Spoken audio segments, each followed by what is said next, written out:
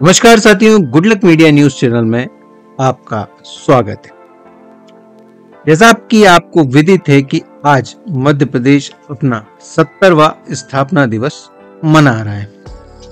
1 नवंबर 1956 को देश के हृदय में जन्म हुआ भारत के दिल मध्य प्रदेश का विंध्य महाकौशल, मालवा, भोपाल और छत्तीसगढ़ के कुछ हिस्सों को मिलाकर बना यह राज्य मध्य प्रदेश आज विकास, संस्कृति और एकता का प्रतीक बन चुका है।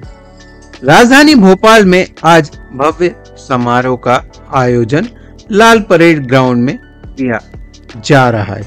मुख्यमंत्री डॉक्टर मोहन यादव और राज्यपाल मंगूभाई पटेल ने प्रदेशवासियों को शुभकामनाएं दी और विकसित मध्य प्रदेश के सपने को साकार करने का संकल्प दोहराया।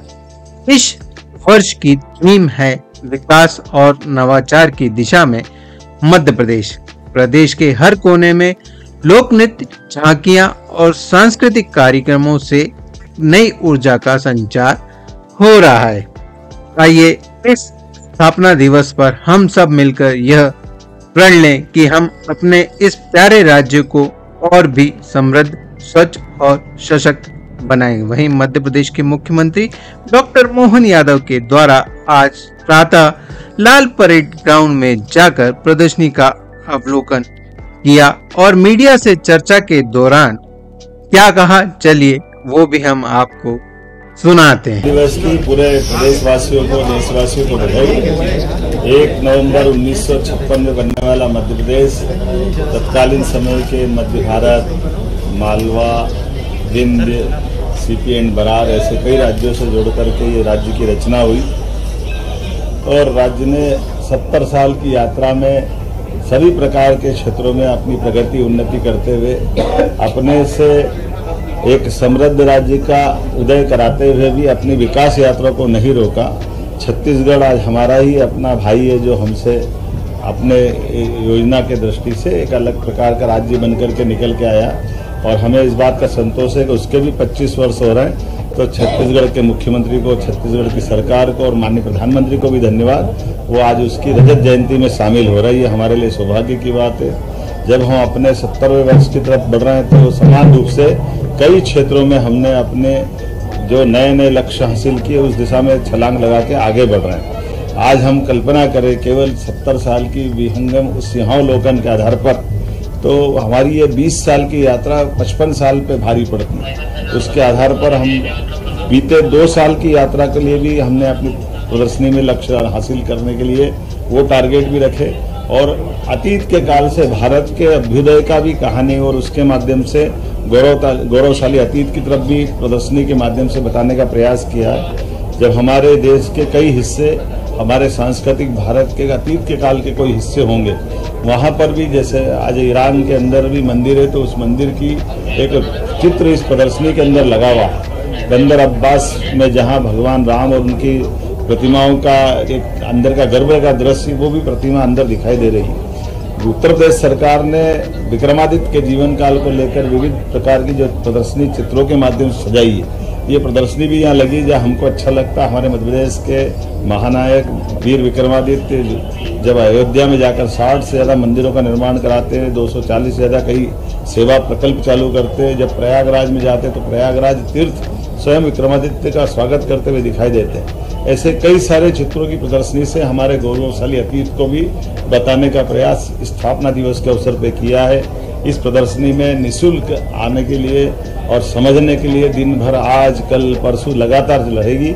आपके माध्यम से अपील करना चाहेंगे कि अपने मध्य प्रदेश के गौरवशाली अतीत को भी देखें और बदलते दौर में भारत के साथ माननीय प्रधानमंत्री के नेतृत्व में मध्य प्रदेश कदम से कदम मिला के कैसे चल रहा है, उसकी लघु झांकी भी यहाँ दिखाई दी है। जहाँ बीते हम अपनी सरकार के बनने के बाद 60,000 से ज़्यादा लोगों को हमने नौकरियाँ दी है, जिसका प्रमाण हमारे सबके सामने है।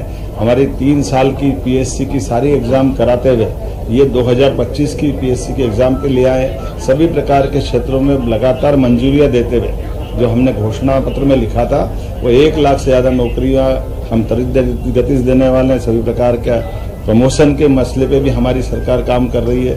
उद्योगों के आधार पर लगभग 8 लाख करोड़ के निवेश और 6 लाख से ज्यादा लोगों को रोजगार की दिशा में हमने ठोस कदम उठाया है। और हमने प्रधानमंत्री और गृह मंत्री जी को निमंत्रण किया कि 1 लाख करोड़ के एक दिन में भूमि पूजन लोकार्पण हम कराने वाले हैं। तो अगली रोज जैसे उनकी तारीख मिलेगी, अर्थात आज से लगा करके 25 दिसंबर अटल बिहारी वाजपेयी जी की जन्म जयंती तक 2 महीने लगातार हमारे बीते उद्योग रोजगार वर्ष के अवसर पर किए गए कामों के अलग अलग प्रकार के कार्यक्रमों के माध्यम से बीते वर्ष की प्रगति से भी अवगत कराएंगे और नए संकल्प लेते हुए आगे बढ़ेंगे।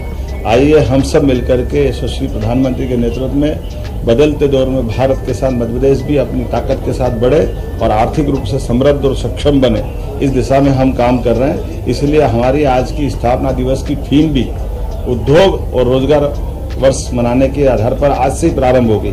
आमतौर पर अंग्रेजी साल तो दिसंबर में समाप्त होता है, लेकिन हमने दीपावली आज देव दिवाली की मेरी अपनी ओर से सबको बधाई।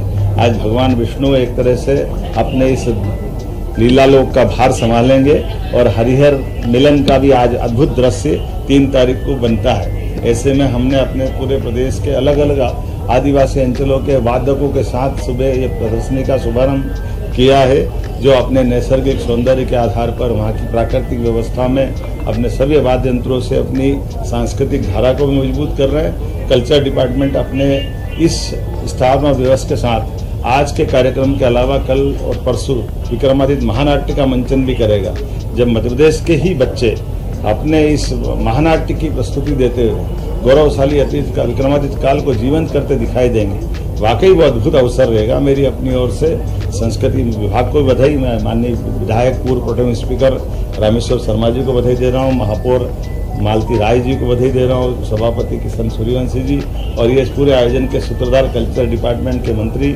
माननीय धर्मेंद्र सिंह जी को बधाई। और आज ही के दिन यहाँ से हम अपने कालिदास समारोह का शुभारंभ भी होगा। कालिदास समारोह विक्रमादित्य की नगरी में कई साल से अंतर्राष्ट्रीय स्वरूप लेके आगे बढ़ रहा है। तो एक साथ कई मोर्चों पे कई प्रकार से हम काम कर रहे हैं। मुझे इस बात का संतोष है कि बदलते दौर में जिस प्रकार से सांस्कृतिक अभ्युदय हो रहा है, उसकी लघु झांकी के साथ नए विकास के नए संकल्प से हम लगातार आगे बढ़ते रहेंगे। 1-2 घोषणा आज और दिन में होने वाली है, उसका इंतजार करें। बहुत बहुत धन्यवाद।